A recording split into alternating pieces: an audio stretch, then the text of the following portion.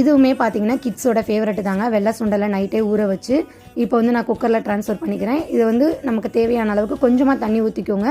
நம்ம இதில் என்னென்ன ஆட் பண்ண போகிறோன்றது தாங்க மெயின். என்னடா டிகாஷனை காமிக்கிறேன்னு பார்க்குறீங்களா? இதில் ஒரு ட்விஸ்ட் இருக்குது, வாங்க அடுத்து பார்ப்போம். இப்போது இந்த இதை நம்ம சுண்டலை வேக வைக்கிறப்ப என்னென்ன போடுவோம்னா மஞ்சத்தூள் கொஞ்சம், அதே மாதிரி மிளகாத்தூள் கொஞ்சமாக போட்டுக்கிறேன்.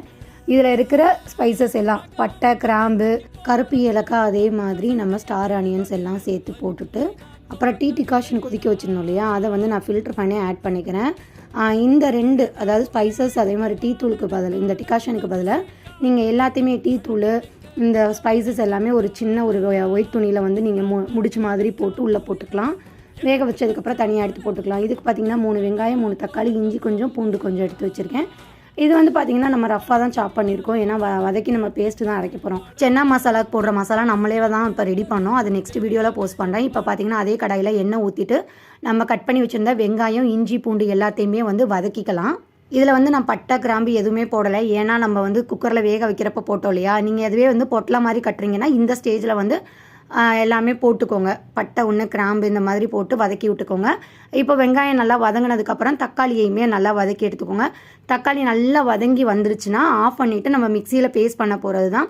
ஸோ அதே கடாயில் நான் என்ன பண்ணிக்கிறேன், கொஞ்சமாக எண்ணெய் ஊற்றிக்கிறேன். எண்ணெய் ஊற்றிட்டு கொஞ்சமாக வெங்காயம், ரொம்பலாம் போல் குட்டி குட்டியாக நறுக்கி ஒரு அரை வெங்காயம் அளவுக்கு நறுக்கி வச்சுருக்கேன். இதை வந்து வதக்கிக்கலாம். இப்போ வந்து சுண்டல் வேக வச்ச தண்ணியை வந்து இந்த நம்ம மிக்சியில் அரைச்சொல்லையோ அதோட சேர்த்து ஆட் பண்ணி தனியாக எடுத்து வச்சுக்கோங்க. நம்ம சுண்டலை வந்து வேக வச்ச தண்ணியை வந்து வேஸ்ட் பண்ண வேண்டாம். நம்ம இந்த மசாலாவுக்கு வந்து நம்ம யூஸ் பண்ணிக்கலாம். இப்போ வந்து நம்ம வெங்காயம் வதங்கினதுக்கப்புறம் பார்த்தீங்கன்னா இந்த வெங்காயம், தக்காளி, இஞ்சி, பூண்டுலாம் அரைச்ச பேஸ்ட்டை வந்து ஊற்றியாச்சு. தேவையான அளவுக்கு தண்ணி ஊற்றிக்கோங்க. இப்போ பார்த்தீங்கன்னா தண்ணியாக இருக்க மாதிரி இருக்கும். கொஞ்சம் நேரத்தில் வந்து கெட்டியாயிரும். இப்போ வந்து இது வந்து நம்ம கிரேவியில் போட போகிற சுண்டல். இது வந்து என்ன பண்ண போகிறோன்றதை நெக்ஸ்ட்டு நான் காமிக்கிறேன். இப்போ வந்து நம்ம எடுத்து வச்சிருக்க சுண்டலை வந்து இந்த கிரேவியோட போட்டுடலாம். கிரேவி வந்து லைட்டாக கொதிச்சா போதும். ஏன்னா வெங்காயம், தக்காளியெல்லாம் நல்லா வதங்கி தான் பேஸ்ட் பண்ணியிருக்கோம். அதனால் கொதி வந்ததுக்கப்புறம் நம்ம போட்டுக்கலாம். இப்போ வந்து நம்ம ஃப்ரெஷ்ஷாக இப்போ வீட்டில் அரைச்ச சென்னா மசாலா தான் வந்து ஒரு 3 ஸ்பூன் போட்டுக்கிறேன். நான் வந்து வரமிளகா கம்மியாக போட்டிருந்ததுனால தனி மிளகாத்தூளும் கொஞ்சம் ஆட் பண்ணியிருக்கேன். நீங்கள் வேணும்னா வந்து வரமிளகாவையும் நிறையா போட்டு ஆட் பண்ணி அரைச்சிக்கலாம் பவுடரில். இப்போ நல்லா இது மிக்ஸ் ஆனதுக்கப்புறம் கொதிச்சு வரட்டும். ஒரு கொதிச்சு வர்றதுக்குள்ளே நம்ம என்ன பண்ணலாம் அப்படிங்கிறத நான் சொல்கிறேன். இந்த கேப்பில் வந்து நீங்கள் எடுத்து வச்சோம் இல்லையா சுண்டல், அந்த சுண்டலை வந்து லைட்டாக வந்து நீங்கள் ஒரு கொரப்பாக அரைச்சிட்டு வந்துடுங்க.